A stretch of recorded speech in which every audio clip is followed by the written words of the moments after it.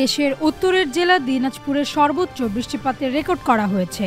আবহাওয়া অফিস জানিয়েছে, বৃহস্পতিবার সকাল ৬টা থেকে শুক্রবার সকাল ৬টা পর্যন্ত ১৯৭ মিলিমিটার বৃষ্টিপাত হয়েছে, যা গত ২৪ ঘন্টায় সারা দেশের মধ্যে সর্বোচ্চ বৃষ্টিপাত রেকর্ড।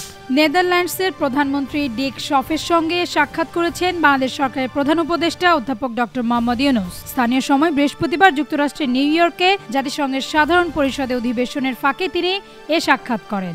সাক্ষাতে ডক্টর ইউনূস কৃষি রূপান্তর, পানি ব্যবস্থাপনা, দুর্নীতি মোকাবেলা ও সংস্কার বাস্তবায়নে নেদারল্যান্ডসের সহায়তা কামনা করছেন। ইউরোপীয় কমিশনের প্রেসিডেন্ট উর্সুলা ভন ডার লেয়েনের সঙ্গে সাক্ষাৎ করেছেন বাংলাদেশ সরকারের প্রধান উপদেষ্টা ডক্টর মোহাম্মদ ইউনূস। স্থানীয় সময় বৃহস্পতিবার যুক্তরাষ্ট্রের নিউ ইয়র্কে জাতিসংঘের সাধারণ পরিষদে অধিবেশনের ফাঁকে তিনি এ সাক্ষাৎ করেন। সাক্ষাতে বাংলাদেশের দুর্নীতির বিরুদ্ধে লড়াই, নবায়নযোগ্য জ্বালানি ও প্রয়োজনীয় সংস্কারের বিষয়ে আলোচনা করা হয়েছে।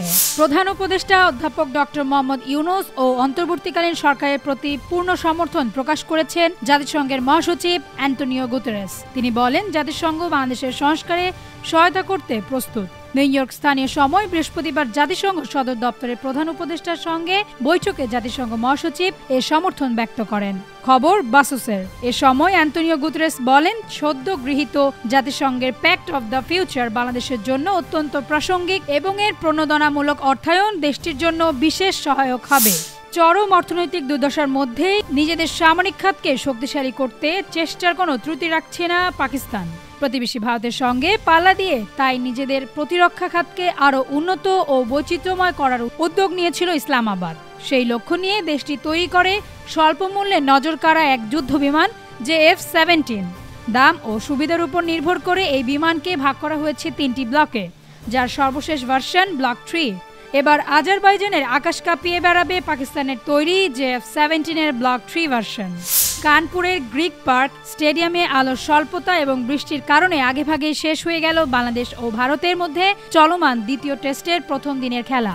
দিনের দ্বিতীয় সেশনের ৩৫তম ওভারের পর আলোর স্বল্পতা এবং পরে বৃষ্টি নামায় আম্পায়াররা খেলা সাময়িকভাবে বন্ধ ঘোষণা করেন। কিন্তু বৃষ্টির থামার কোনো সম্ভাবনা না থাকায় এবং চারপাশ আরও অন্ধকার হয়ে আসায় প্রথম দিনের খেলা শেষ ঘোষণা করা হয়। এতে বাংলাদেশের সংগ্রহে দাঁড়ায় ৩ উইকেটে ১০৭ রান।